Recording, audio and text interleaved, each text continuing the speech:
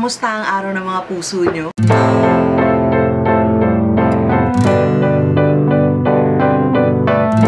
Today, magkakaroon tayo ng DIY for you guys. Actually, ako palang gumagawa nito. Charot.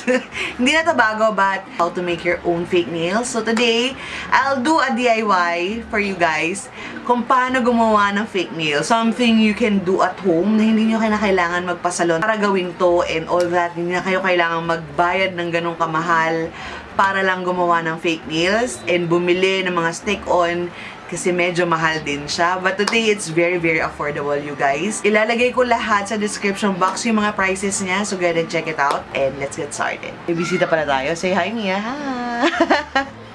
So, you have to ensure na wala kayong cuticle. And hindi naman kailangan i-pusher pa yung pinaka-nail. Kasi mas rumurupok yung nail pag ginaganon eh. Just aalisin nyo lang yung nandito or yung cuticle na tinatawag.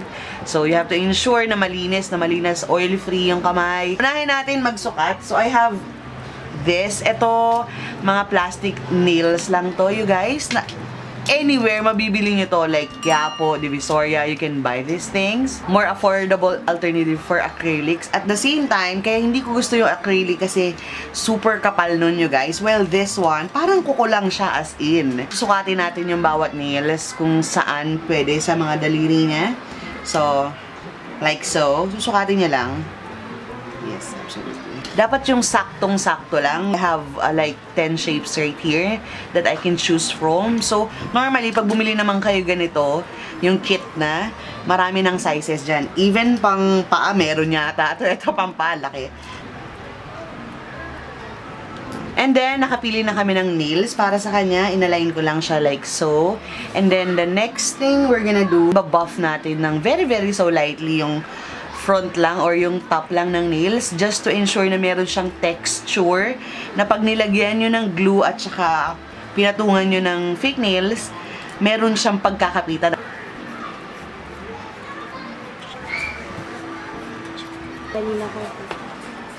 Ididikit na natin siya, yung pinaka-nails sa kamay, sa kuko pala. So, I'm just gonna get this. This one, nabili ko lang sa, actually meron kami, kaya lang naubos na. But this one, nabili ko lang siya randomly sa Lazada. This cost me 50 pesos.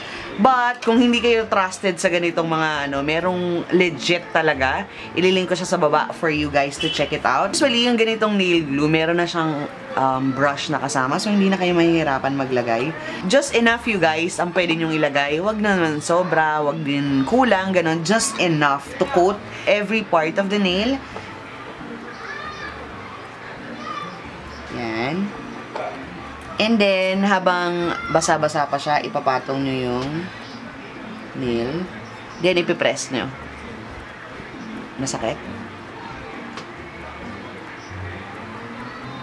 Every sides, ipress nyo siya para dikit siya sa lahat ng buong kuko, in other words. So, dikit na yan. Yan. So, we're just gonna do the rest of the nails.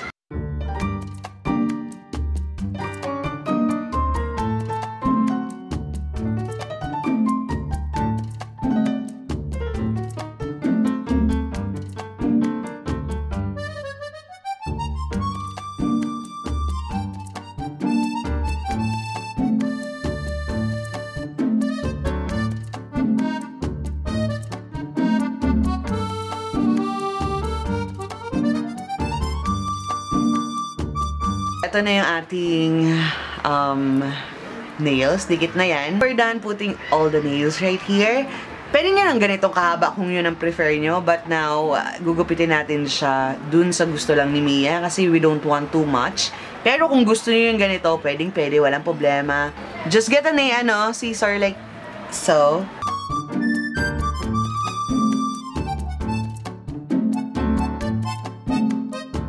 You can decide kung gusto nyo yung patusok, or pabilog, or pa-square.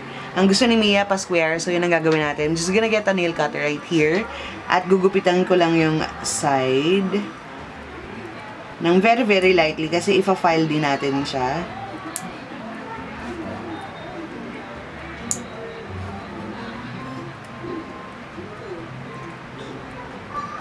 Parang nagugupit lang kayo ng kuko, ganon.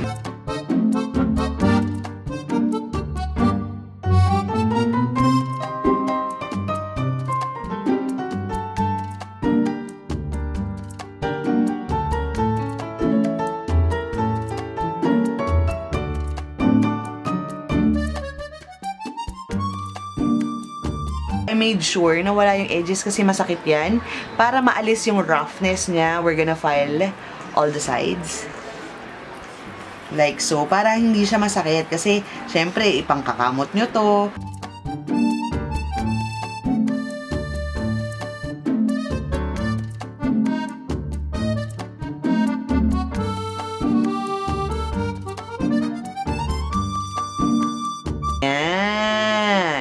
Now, pwede nyo na itong lagyan ng cuticles or whatever you want to do with it.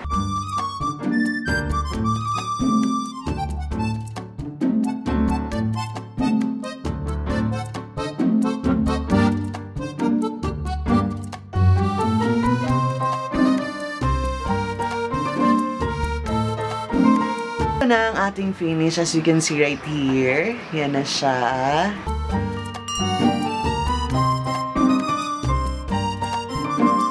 I hope you guys enjoy this DIY. And if you did, huwag niyong kalimutan bigyan ako ng big thumbs up. Yeah, guys, that's it for this video. I hope you guys enjoy watching it. Thank you very much, guys, for watching. Don't forget to be happy all the time and have a great day. Bye, guys. I'll see you next week.